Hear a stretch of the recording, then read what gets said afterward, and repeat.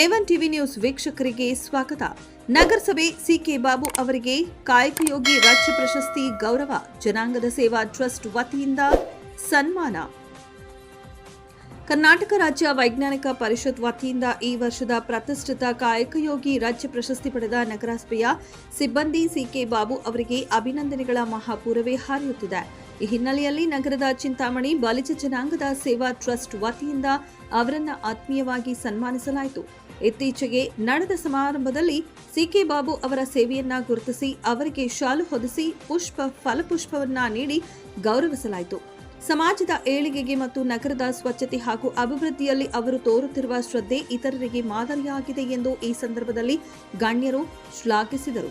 ಈ ಅಭಿನಂದನಾ ಕಾರ್ಯಕ್ರಮದಲ್ಲಿ ಪ್ರಮುಖರಾದ ಕುಂಡಗಟ್ಟೆ ಲಕ್ಷ್ಮಣ್, ವೇಣು, ನಿರಂಜನ್, ನಾಗರಾಜ್, ಅಶೋಕ್, ಆರ್ಎಂಜೆ ಶ್ರೀನಿವಾಸ್, ಲಕ್ಷ್ಮಯ್ಯ, ಪಾಟೀಲ್, ಮುರಳಿ, ನವೀನ್, ಪ್ರಭು, ಜಯರಾಮ್, ಶಂಕರರೆಡ್ಡಿ ಸೇರಿದಂತೆ ಟ್ರಸ್ಟ್ನ ಹಲವು ಪದಾಧಿಕಾರಿಗಳು ಹಾಗೂ ಸ್ಥಳೀಯ ಮುಖಂಡರು ಉಪಸ್ಥಿತರಿದ್ದು ಬಾಬು ಅವರ ಮುಂದಿನ ಜೀವನ ಸುಖಕರವಾಗಿರಲಿ ಎಂದು ಹಾರೈಸಿದರು.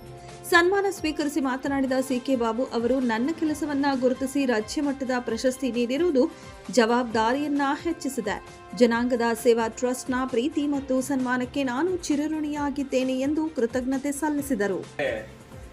ಈ ರಾಜ್ಯ ಮಟ್ಟದ ಕಾಯಕ ಯೋಗಿ 2026 ಪ್ರಶಸ್ತಿ, ಈ ಪ್ರಶಸ್ತಿ ಮೊದಲೇ ಬರಬೇಕಾಯಿತು, ತಡವಾಗಿ ಬಂದಿದೆ. ಬಹಳ ಸಂತೋಷದ ವಿಷಯ. ಇವರು ಸಿಕೆ ಬಾಬುರವರು ದಕ್ಷ ಆಡಳಿತಗಾರರು. ನಮ್ಮ ನಗರಸಭೆಯ ಚಿಂತಾಮಣಿ ನಗರದಲ್ಲಿ ಒಳ್ಳೆಯ ಹೆಸರನ್ನ ಪಡೆದಂತಹ ಒಳ್ಳೆಯ ಆದರ್ಶ ವ್ಯಕ್ತಿಗಳು. ಇಂತಹ ವ್ಯಕ್ತಿಗೆ ಇಂತಹ ಪ್ರಶಸ್ತಿ ಬಂದಿರೋದು ತುಂಬಾ ಸಂತೋಷದ ವಿಷಯ. ನಿಜವಾಗಿ ತುಂಬಾ ಸಂತೋಷದ ವಿಷಯ. ಇನ್ನೂ ಹೆಚ್ಚಿನ ಪ್ರಶಸ್ತಿಗಳು ಬರಬೇಕು ಅಂತ ಹೇಳ್ಬಿಟ್ಟು ಈ ಸಂದರ್ಭದಲ್ಲಿ ದೇವರನ್ನ ಕೇಳ್ಕೊಳ್ತಾ ಇದ್ವಿ.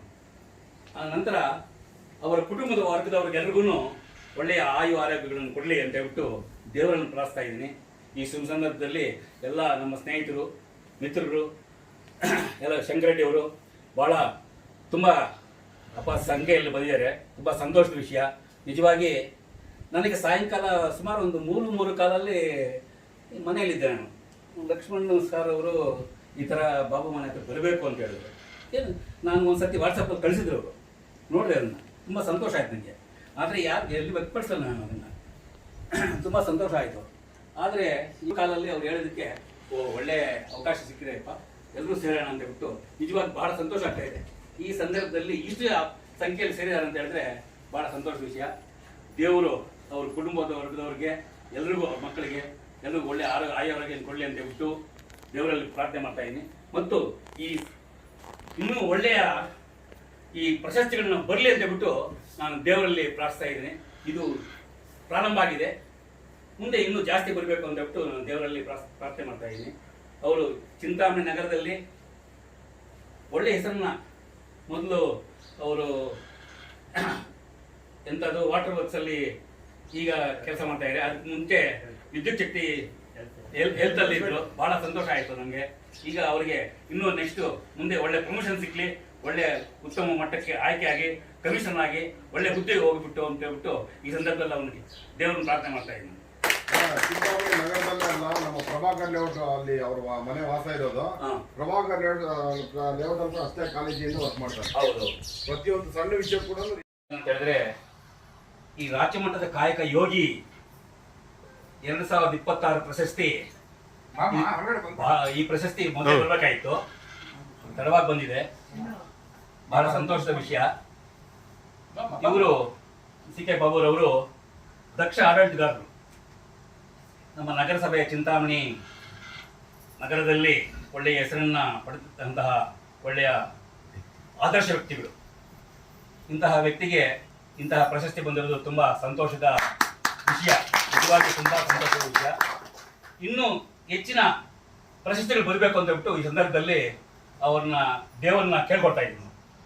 ಆ ನಂತರ ಅವರ ಕುಟುಂಬದ ವರ್ಗದವ್ರಿಗೆಲ್ರಿಗೂ ಒಳ್ಳೆಯ ಆಯು ಆರೋಗ್ಯಗಳನ್ನು ಕೊಡಲಿ ಅಂತ ಹೇಳ್ಬಿಟ್ಟು ದೇವರನ್ನು ಪ್ರಾರ್ಥಿಸ್ತಾ ಇದ್ದೀನಿ.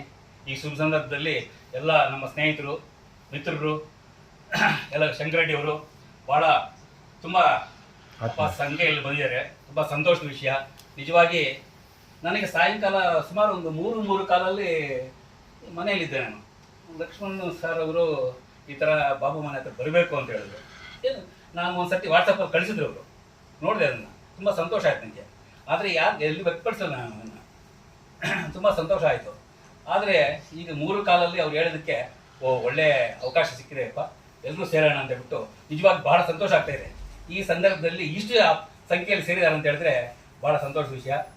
ದೇವರು ಅವ್ರ ಕುಟುಂಬದ ವರ್ಗದವ್ರಿಗೆ ಎಲ್ರಿಗೂ, ಅವ್ರ ಮಕ್ಕಳಿಗೆ ಎಲ್ರಿಗೂ ಒಳ್ಳೆ ಆರೋಗ್ಯ ಕೊಡಲಿ ಅಂತ ಹೇಳ್ಬಿಟ್ಟು ದೇವರಲ್ಲಿ ಪ್ರಾರ್ಥನೆ ಮಾಡ್ತಾ ಇದ್ದೀನಿ.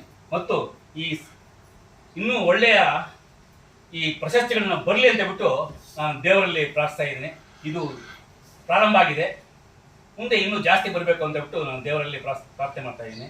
ಅವರು ಚಿಂತಾಮಣಿ ನಗರದಲ್ಲಿ ಒಳ್ಳೆ ಹೆಸರನ್ನ, ಮೊದಲು ಅವರು ಎಂಥದ್ದು ವಾಟರ್ ವರ್ಕ್ಸಲ್ಲಿ ಈಗ ಕೆಲಸ ಮಾಡ್ತಾ ಇದ್ದಾರೆ. ಅದಕ್ಕೆ ಮುಂಚೆ ವಿದ್ಯುತ್ ಶಕ್ತಿ ಹೆಲ್ತಲ್ಲಿ ಇದ್ರು. ಬಹಳ ಸಂತೋಷ ಆಯಿತು ನನಗೆ.